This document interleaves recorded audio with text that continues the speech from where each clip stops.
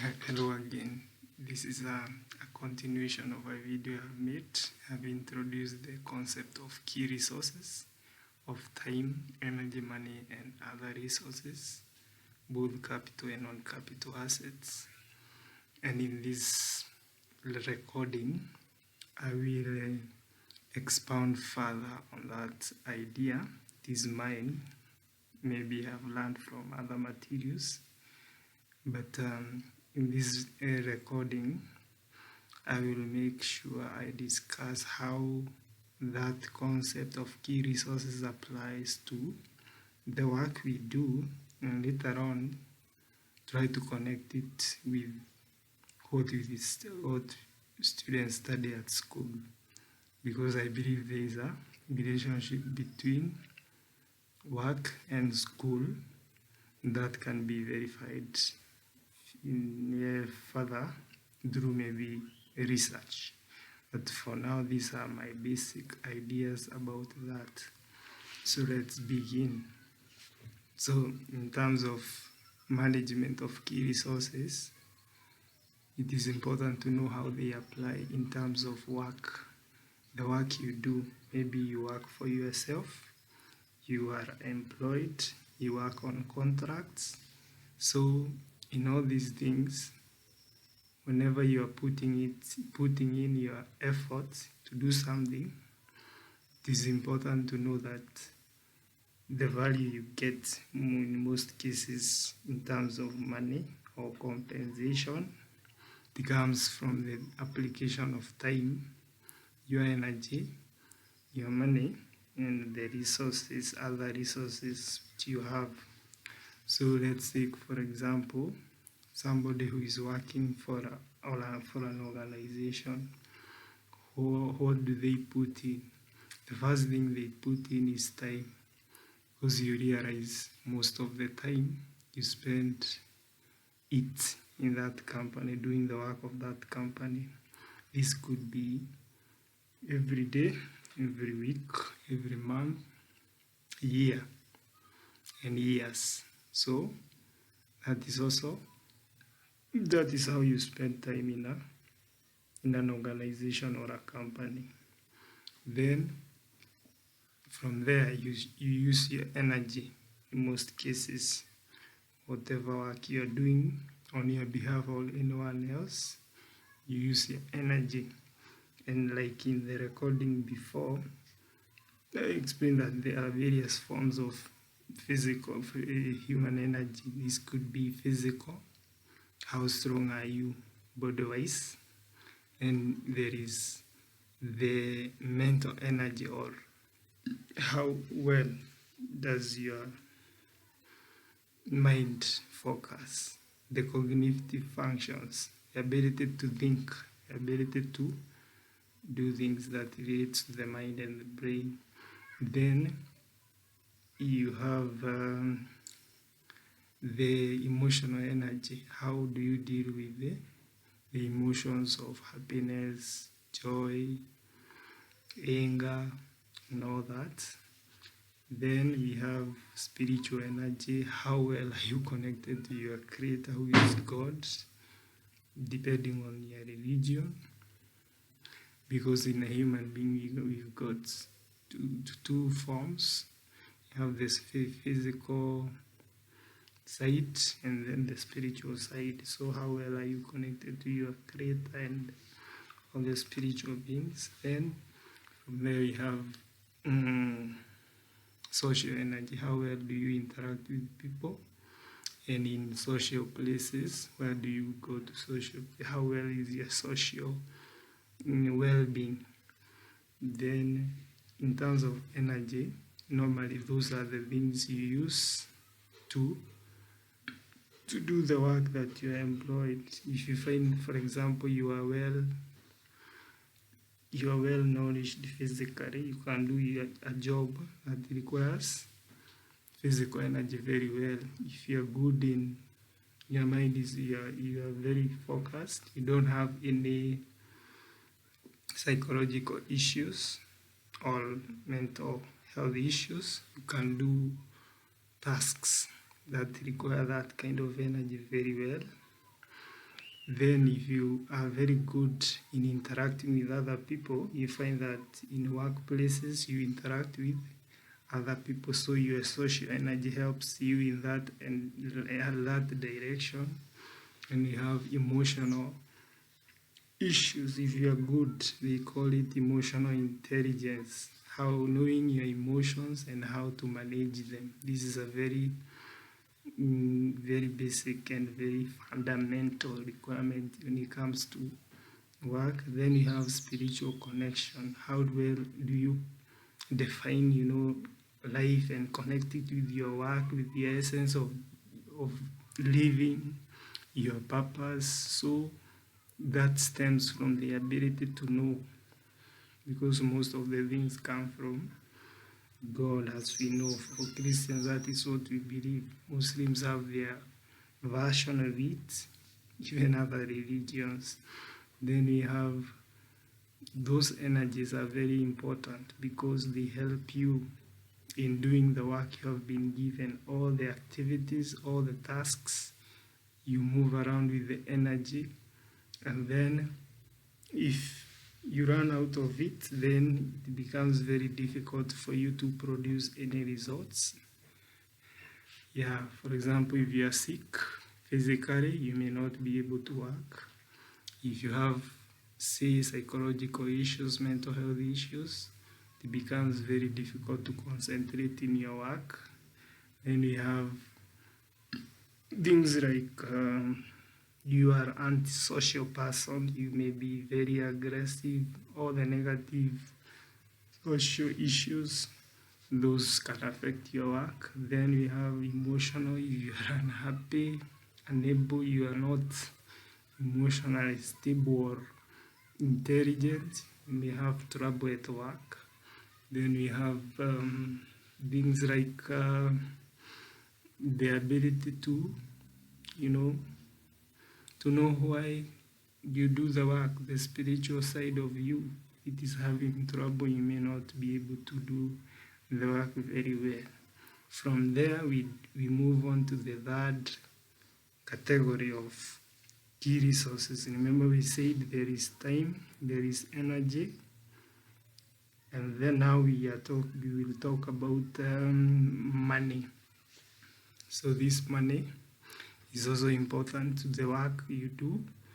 Remember, for example, if you work for a company or an organization, you usually spend your money first before you get paid. As the saying goes, you have to give for you to get. You don't get anything for free. So for example, if you take a situation where you work for a company which is far away from where you live, so in that case, you'll find that every day, every week, every month, you spend money on transport or traveling. Then you can spend money on looking for lunch and all that. You will also spend money in paying for communication, things like airtime and bundles. Then from there are things you need to buy to facilitate your work. Then there is where you live, there is all those costs, they are there.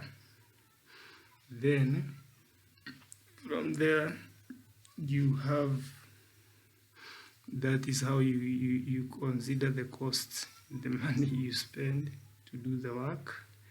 Then from there you go to the last category, the resources you use to do the work. Those resources you have bought with money. This includes the things you do your work. For example, you can say the machines, the equipment, the tools, and even the other resources you use.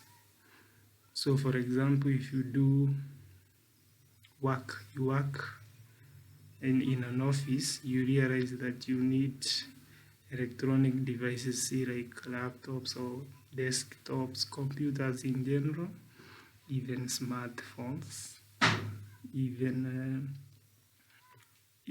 office stationery like papers, books, pens, pens, all that is required. You buy, in most cases you may buy for yourself.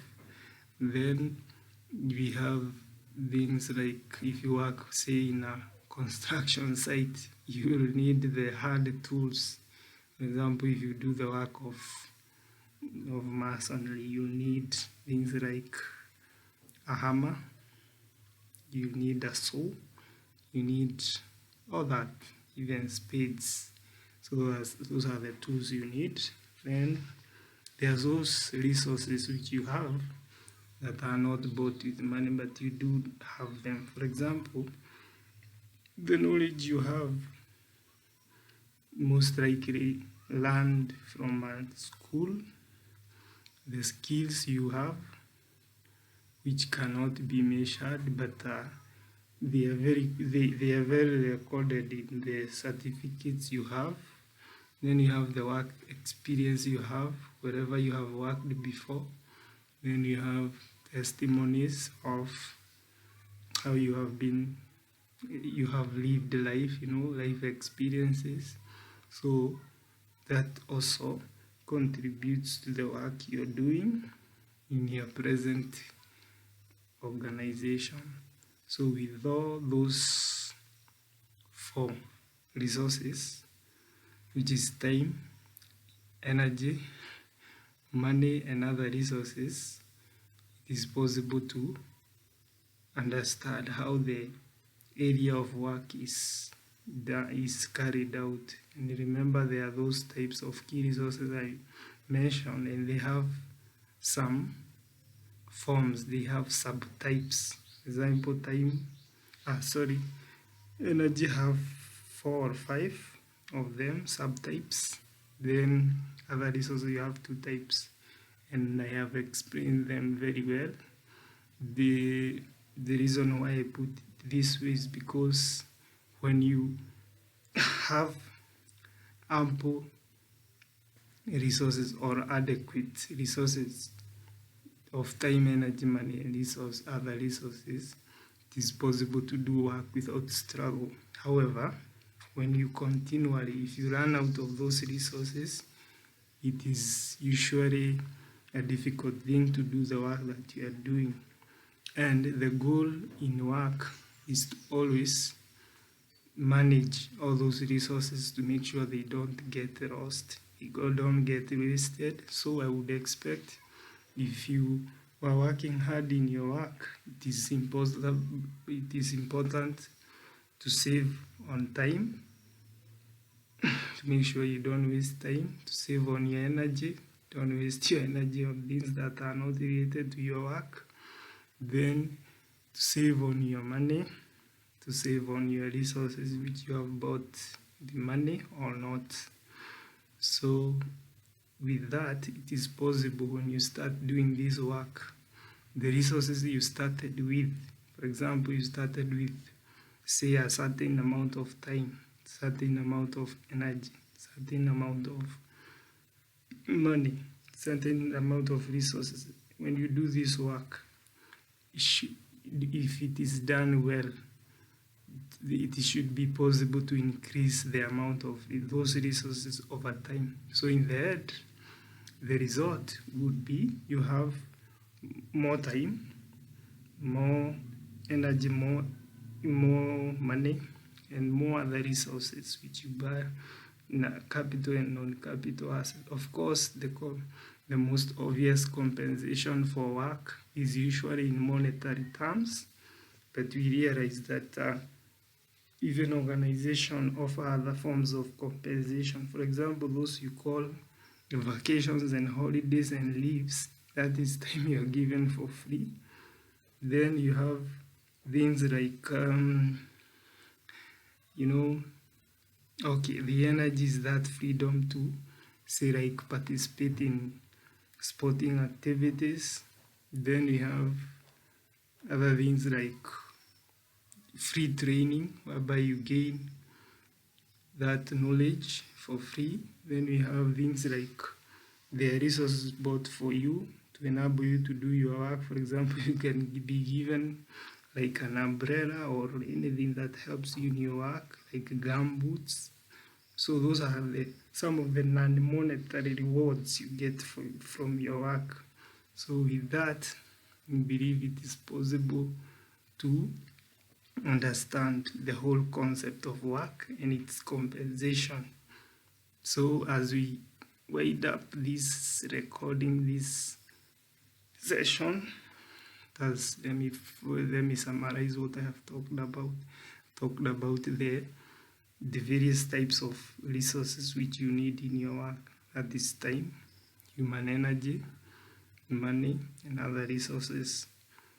This category has resources bought with money and those not bought with money. So when you are starting, they can be retro, and as you go along, they increase if you manage them well. If you don't, they decrease, and that makes it difficult for you to do the work. When you do them well, you get compensated appropriately. So that is all for now. Thank you for listening, and may God bless you as you do your work. Goodbye.